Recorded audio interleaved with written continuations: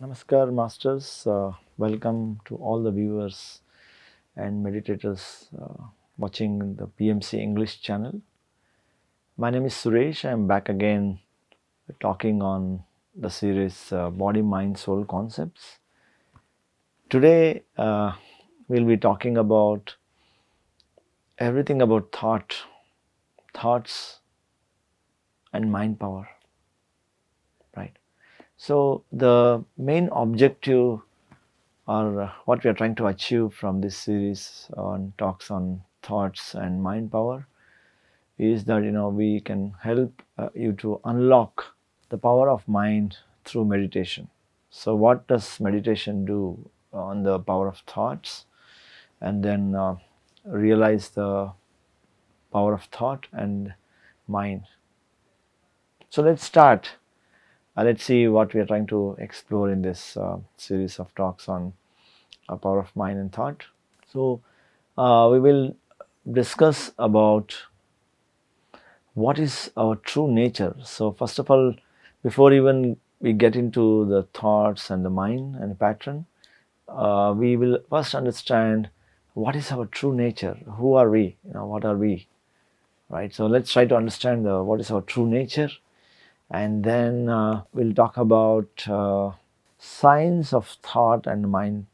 Right. So what's behind? Like let's try to analyze what happens with the thoughts that we generate, and then let's understand the effect of that thought in on our body, and then the psychology, and also the external and internal environment. And later we'll talk about the root and the fruit concept, or the cause and effect theory.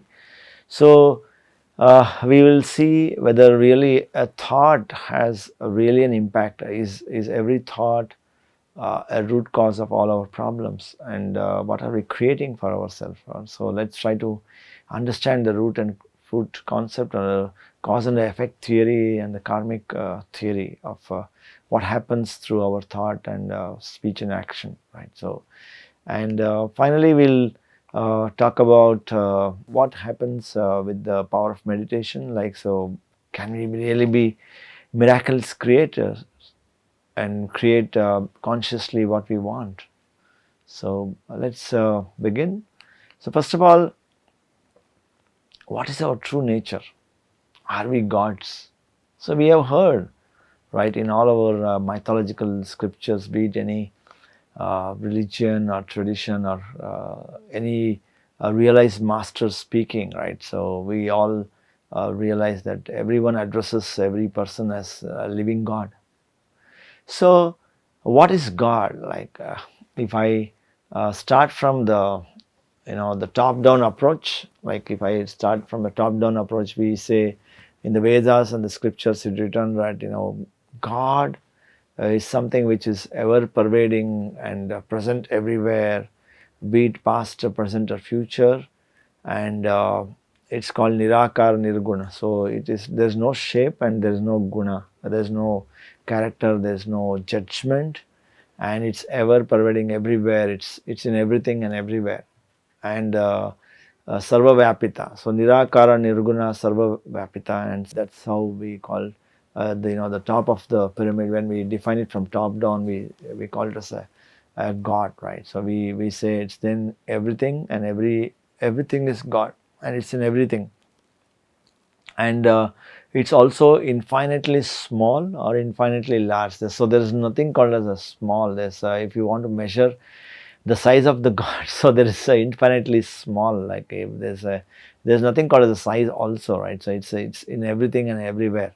So there's nothing. It's called infinitely small, infinitely large objects or creatures. You find them, it's still there in that, right? So that's how we define, and there is no judgment whether we do the so-called, the mind says it's a good job that we have done or a bad job we have done, or as a saint or a criminal or a human or a rakshasa or a daiva. There's no judgment. It doesn't tell you what to do.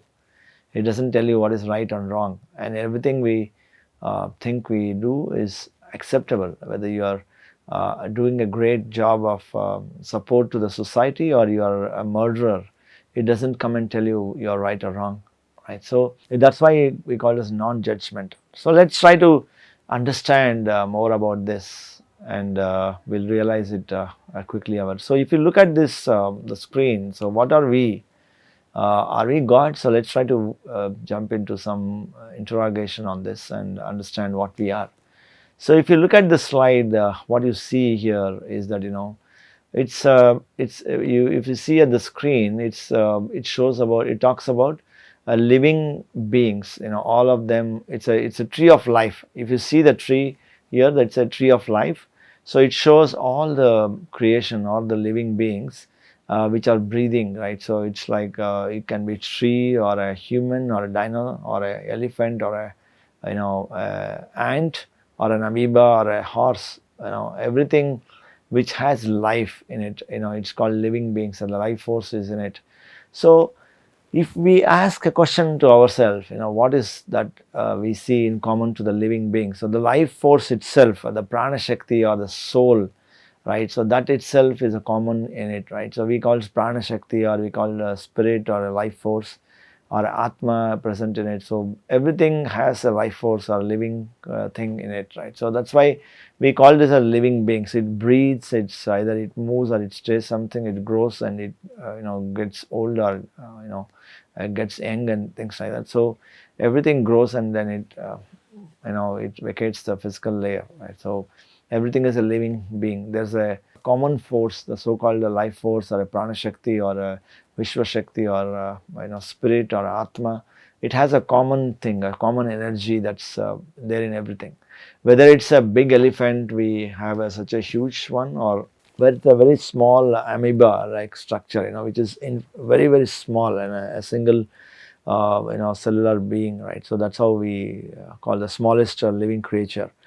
So when we talk about it, everything has life in it, right? So but in a common man's language, right? So we talk about like this, but do we really realize that, in our day-to-day life, are we seeing that everything has life force in it? Everything is a living creature and everything is common. Just the body and the shape and the way it behaves is different, right? So we don't really look much deep into it.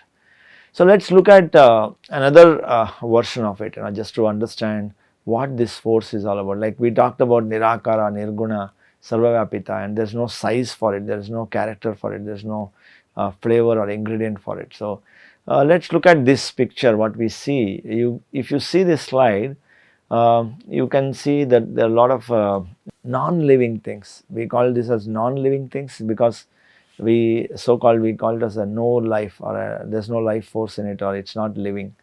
But if you look at this, all these are electronic or electrical gadgets, right? So they are all equipments, or the appliances that we are using every day in, day out. So if I group all the electrical objects or appliances into one group, so there is if I for a moment, if I assume that electrical force itself is God, just to understand. So if I compare electrical force to God, electrical current to God, so electrical current also does not have any shape, right? It doesn't have any form or a shape. And even if I kill many people by giving them a shock, it doesn't come and tell me, hey boy, you have done a wrong job, why did you kill these people? So it doesn't judge you, right? And if I look at the utility of this electrical force, it can be working in an infinitely very small electronic object. Like there are millions of transistors in a large chip that we have. Every transistor in it, or a small electronic device construct, also works in it. Like if you have a digital watch, even a small blinking in that watch also is blinking because of electrical force. Or even it goes up to the satellite which is there stationed outside of Earth, and it can also connect you within no time from here to the any country, right? And it's faster than light. Light still has some latency, or it has a delay from reaching from sun to earth, but electrical force is faster than that. It can just connect instantly. So if you look at it, it doesn't have a shape, it doesn't have a form, or it doesn't have a judgment, and it doesn't have a character or a quality in itself, right? So, but it also gives energy, it energizes and converts all this, the so called non-living equipment or appliances, into living appliances. Like, say, for an example, if I feed or transmit electric current into a electrical bulb, it gives you light, right? It brightens up the whole room. So if I give the same electric force to a refrigerator, so it can keep things cool, right? It can cool my food inside it. If I give it to an electric fan, so it rotates and it blows air on you, right? And if I give it to a television, right, it gives you audio and video. And if you use it on a mower, it mows the grass. So only the shape and the function of these devices are different, but what is common among these equipments or appliances is that all of them work on a common electric force. There is no size and form of the electric current, but it uses a different intensity of current, but it can work at different voltages, but the common force is electric force here. So, master, so even if it is the smallest of the equipment to a very large equipment, it can still control, right, isn't it? So, that has a God force or a godly force for these electrical appliances. Then when the godly force enters in these bodies, it has its own mind, it has a software, it has a function. So, based on the software of the mind of that equipment, it behaves like that. The physical forms may be different, but it has a mind also, the application part of it.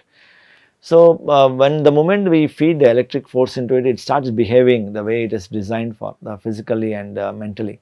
Similarly, when we come back to the living, the life tree, everywhere if I convert, look at life electric current as a godly force. Similarly, if I think that similarly the life force is an electric force, so it also flows within us. I am that, I am part of that, or I am just that energy, or I am that just the spirit. So the moment I wear this body, the moment I wear this mind, I behave like a human being. So if I wear an elephant's body and if an elephant's mind, then I start trumpeting like a elephant, and start marching in the forest. So if I wear the body of an ant, then I start crawling and I start behaving like an ant.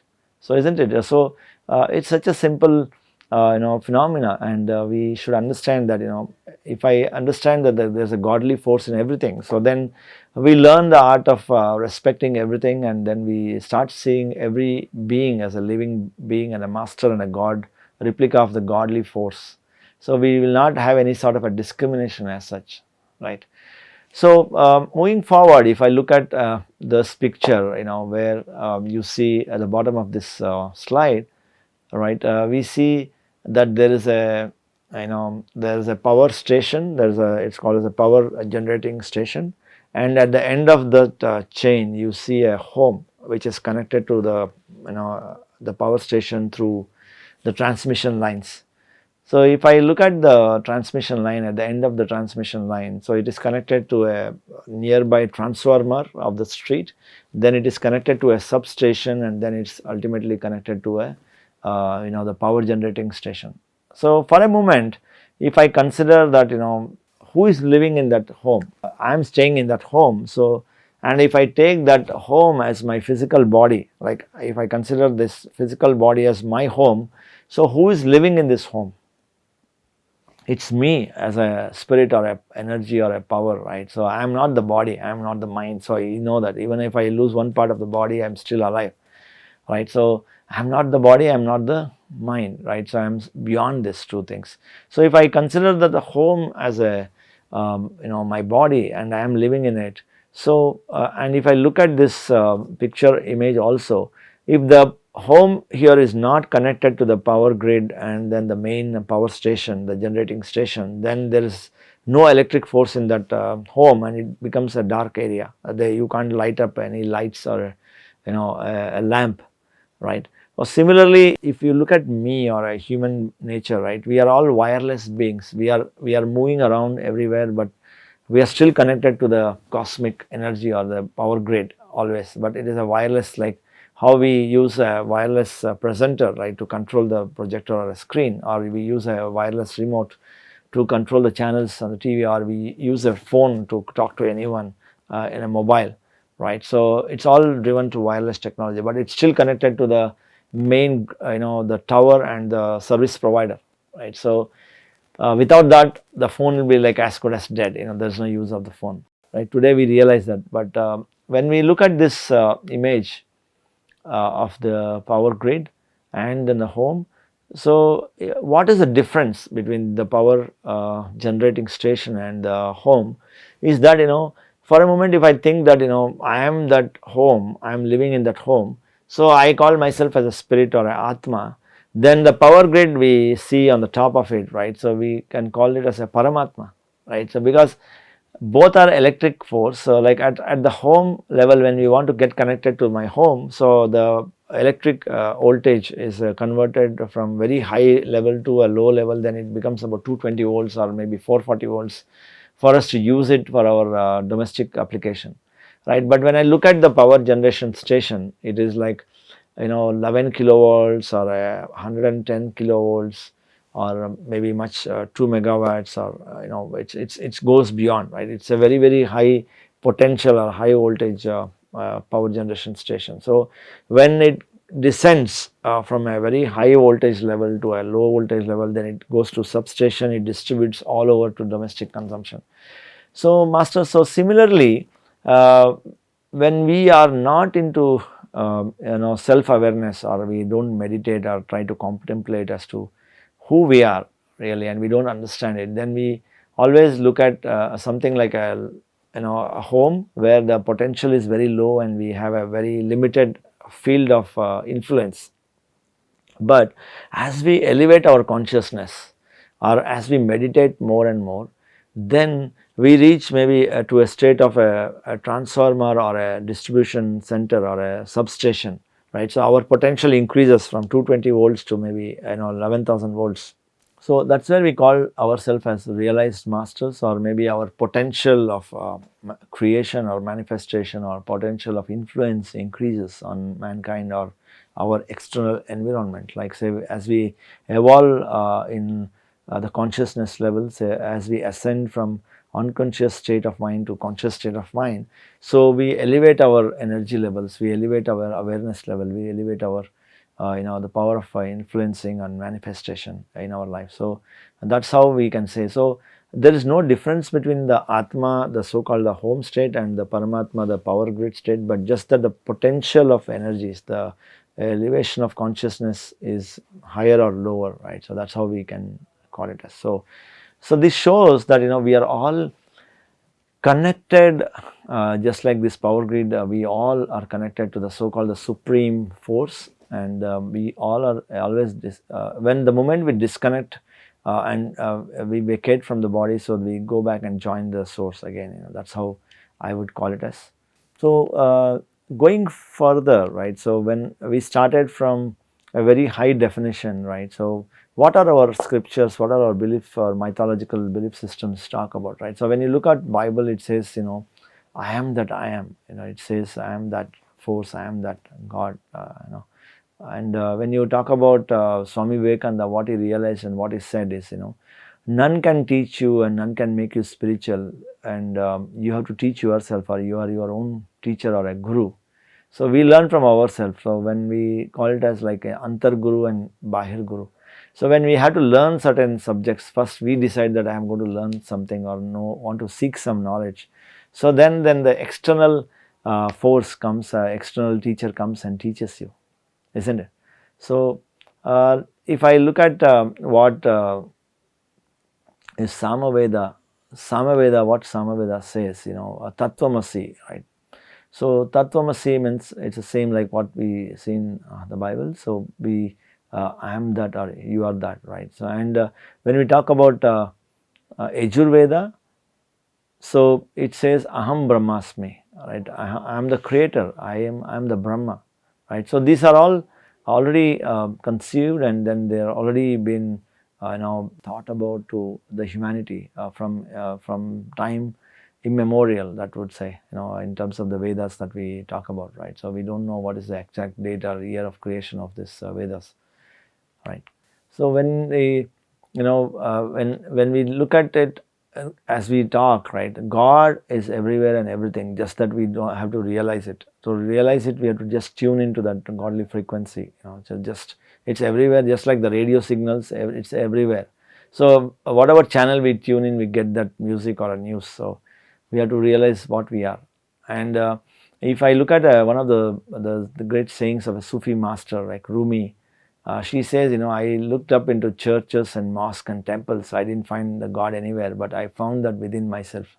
So it stopped the search, and then she started looking within and realized that, I am that, right? So it's all about experiencing, and meditation helps you to contemplate and realize your true nature.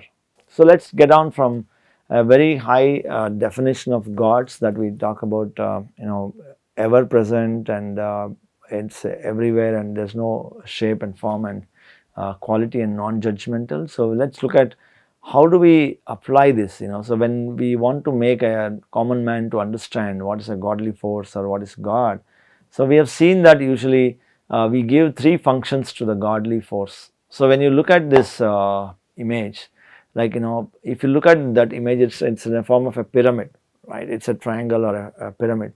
So if you look at the top of the pyramid, so it's just one single point, like that, all that is God, all that is one. Everything is one, everything comes from the one source. It's a cosmic source, right? It's all one. But when you look at the bottom of the pyramid or the bottom of the triangle, right, so we say a lot of smaller gods. So it expands, right? You can compare this to the entire living beings or the creation that is on the planet Earth, and it's millions and trillions of these organisms living. Apart from the human beings, there are so many other creatures that are there. So these are all the smaller gods, or the gods we talk about. And when we look at it, right, so are we really the true gods? Okay, so who are those gods, and how do we call ourselves, right? So what happens? So we give three functions to a god. Like one we call, when we come to the middle of that image, we give three functions for helping us to understand what is God about. So God, we say God is the one who is a creator, and God is the one who also maintains and sustains our life.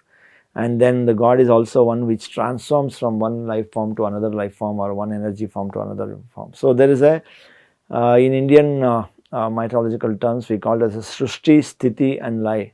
Means Srushti means it's a creation, Sthiti means it's maintaining in a certain form, and Lay means it is transformation from one shape or one form of energy to another form of energy, right? And when you talk about it, so let's look at, are we really creating what we are wanting? Are we really creating? Are we really a creator? So to say, whether we are really true gods, are we really comparing ourselves to what is a god, or are we really creating what we want? Are we creators? Are we doing maintenance? Are we doing a destruction, or Srushti, Sthiti and Lay, right? So let's take a very small example here. Let's think about a simple task like making some coffee, right? So if I talk about coffee, right, just making some coffee. So the first thing first, what do we do when we want to make some coffee? So you would say that I'll just pick up some water, boil it and do it. So but some may say that I just look for some coffee powder or milk and water, and then I need to go switch on my gas and heater and then boil it, and then I sip it, right? Or you can add some milk to it. But what is the first step in making coffee? The first step in making coffee is the thought itself. So the first step in making coffee is the thought itself, and we decide that we are going to make coffee. So once we decide that we are going to make coffee, then even if there is no coffee powder in the home, we go get it. Even if I don't have water, I can get the water. If I don't have the sugar, I can go get the sugar, right? So this is very, very important for us to understand that the first step towards creating the coffee is the thought itself to create or make coffee. And what comes out of the process, have you ever thought that, when I started to make some coffee, did I end up with tea, or did I end up with something else, or some other dish or a sandwich? It cannot happen, right? So has it ever happened to you that you started with coffee and ended up with a sandwich or a tea? I have at least not experienced, unless I'm gone out of mind or my mind is blown out of proportion. So I have not experienced it. So whatever I started, I ended up with cooking the same, right, master? So if I think about it, so when I create the coffee and then till the time I drink, it is in the sthiti. So first thing is there is a srushti from the mind, and then I cooked it and then poured it in a mug, it becomes a sthiti. That means it remains in the form of coffee for some time, that is called sthiti. And then I want to sip it or you serve it to others, then it goes into your thermal plant, that is your stomach, and then it converts, it transitions, it becomes lye. So it releases or loses the form of its coffee shape or the structure, and then it gets into a thermal plant, then it disintegrates into many chemical components, that it releases the energy, and then in the next day morning it releases into your discharge, right, master? So this is a very small cycle that we are talking about, what we did, like just a simple creation of coffee. As we saw that whatever we thought, we created it, isn't it? So whatever we thought, we created it. It was a simple exercise that we just thought of making coffee, and we ended up with coffee. So there is a saying that a person who can work as a servant or a support boy can also rule like a king, or a person who can work like a soldier can also rule like a king, right? So similarly, when we are creating a smallest thing, like all the three things we did, right? We created a thought, it manifested into a coffee, then it ended up into energy into my stomach. So when I look this process, right? So similar to that, if I look at creating a building, right? If I want to construct a building, so how did it all start?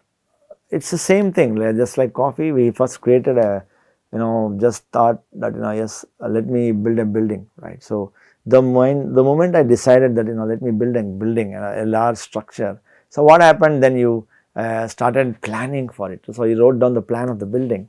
You then started looking for a contractor or an architect.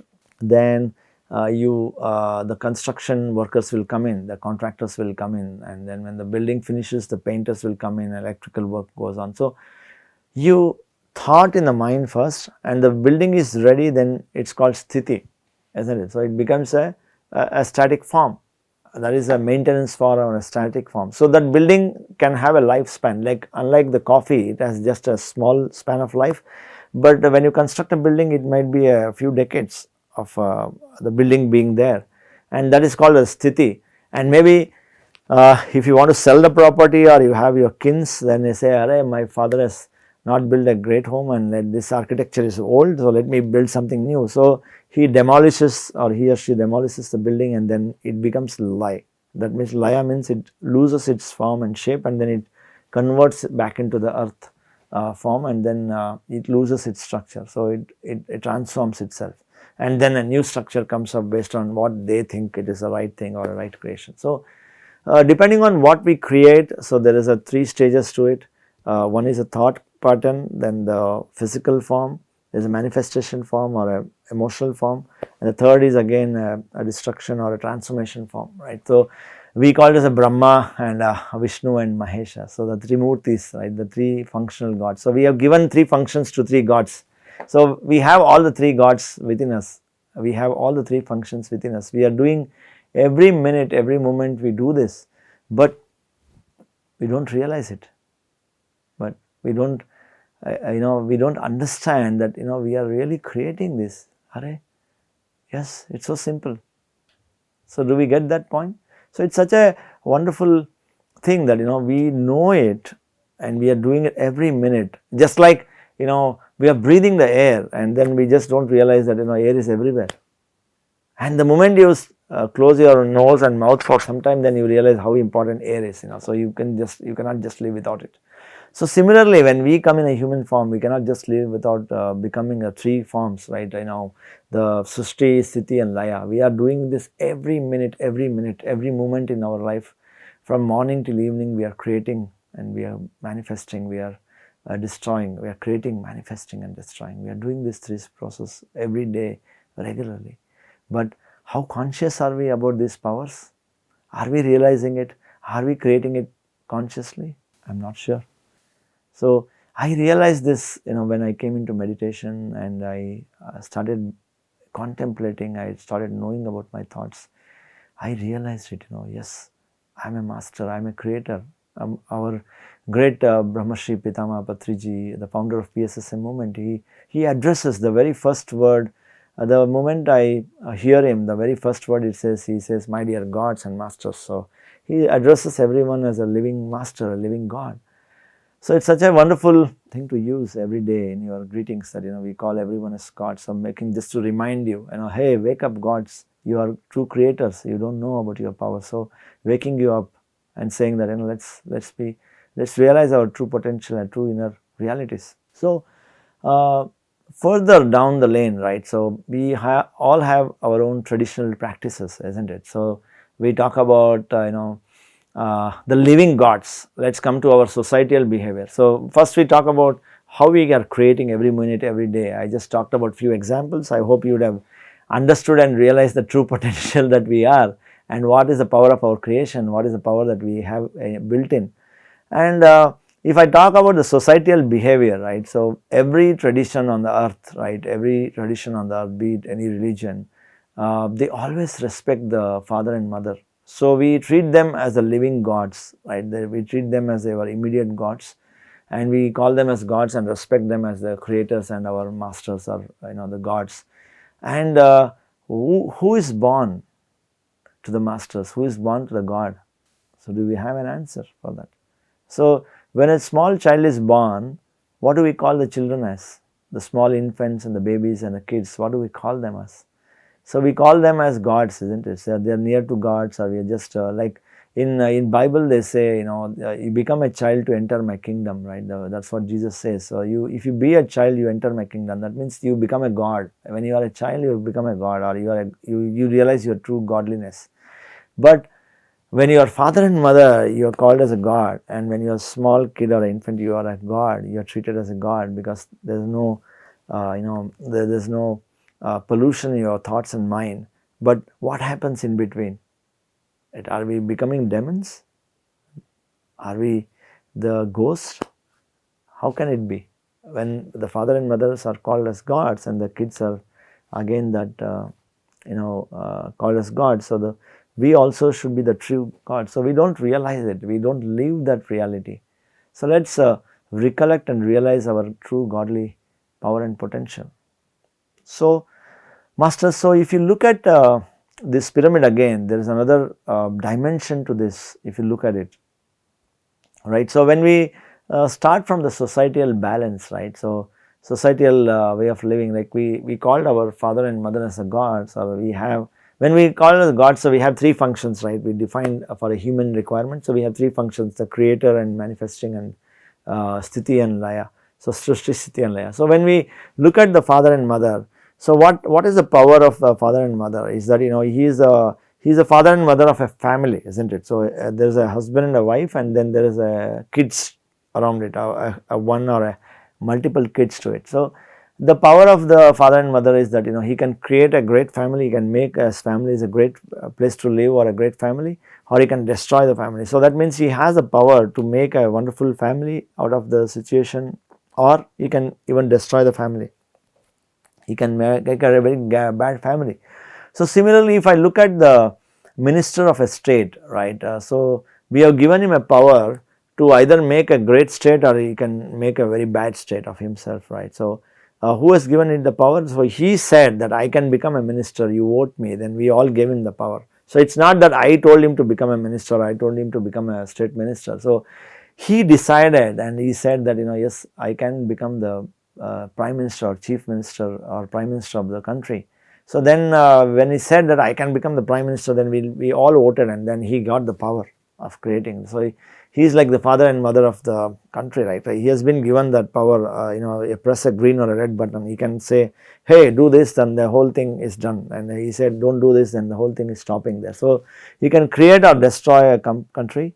That is the power that we have assigned to him, or he has gained his power of creating a country, isn't it? So when you look at it, the bottom of the pyramid, the so-called the small gods, you can compare with a family member like a father and mother. But as we grow up the ladder, or we grow up the consciousness level, then we elevate our consciousness, we elevate our power of creation, and then we become something big, right? So we increase our potential to create, we increase our potential to manifest, and then we further grow up the ladder and then go up and up. Then we realize that there is no discrimination, everything is a God and everything is one. And then we lose that identity also in terms of there is something called as a creation and manifestation and destruction, right? So we go beyond the Srishti, Sthiti and Laya, that is we call it as a Parabrahma Sthiti.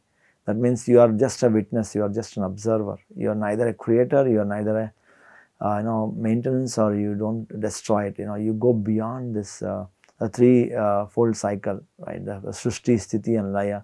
So we go beyond, you are just a witness, it's all a state of mind that is happening here.